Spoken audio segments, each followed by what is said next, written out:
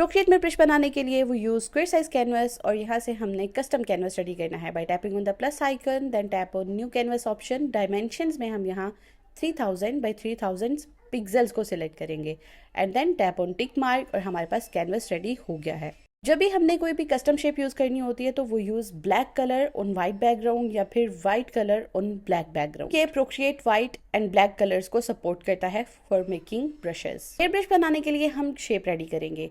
अगर आपको fine hair चाहिए तो आई विल सजेस्ट कि बिल्कुल छोटे छोटे से डार्ट सेट करो, फिर 3 फिंगर से स्वाइप डाउन करके कॉपी ऑल के ऑप्शन को सिलेक्ट करना है। देखिए जो मैंने शेप रेडी की हुई है इसमें फाइन हेयर्स कहीं भी नहीं आएंगे। ब्रश मेन्यू में जाएंगे, प्लस आइकन पे टैप करेंगे एंड क्रिएट न्यू ब्रश पे आपने टैप करना है। इसके बाद सबसे पहले हम इसकी शेप चेंज करेंगे। Shape menu, then edit, import और यहाँ से आपने पेस्ट के ऑप्शन को सिलेक्ट करना है। क्योंकि हमने जो शेप रेडी की थी वो व्हाइट बैकग्राउंड पे ब्लैक कलर के साथ रेडी की थी तो हमने 2 फिंगर से टैप करके इसको इन्वर्ट कर लेना है। Now tap done. Stroke path menu में जाएंगे और स्पेसिंग को कम कर लेंगे।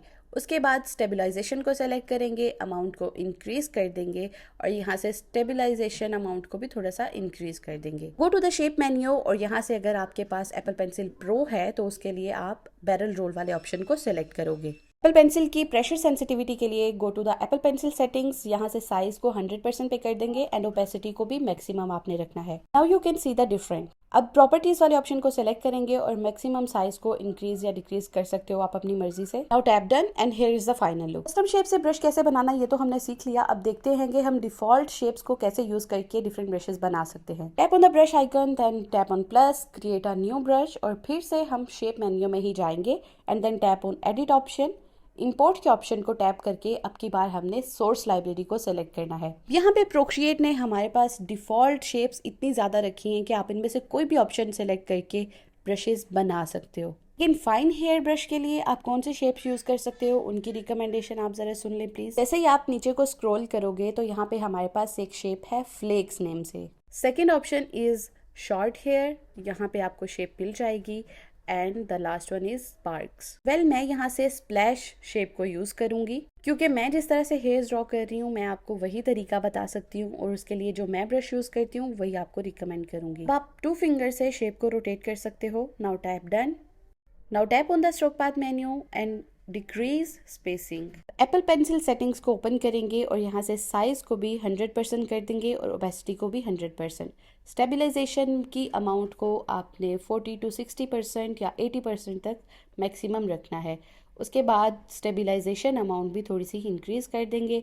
अगर आप चाहते हो तो आप थोड़ी सी मोशन फिल्टरिंग भी ऐड कर सकते हो, इन ज़्यादा नहीं करनी। उन प्रॉपर्टीज और यहाँ से आप मैक्सिमम साइज को भी इंक्रीज कर सकते हो। अबाउट दिस ब्रश सेटिंग्स पे टैप करके आप यहाँ पे अपना नेम ऐड कर सकते हो और अपने सिग्नेचर ऐड कर सकते हो।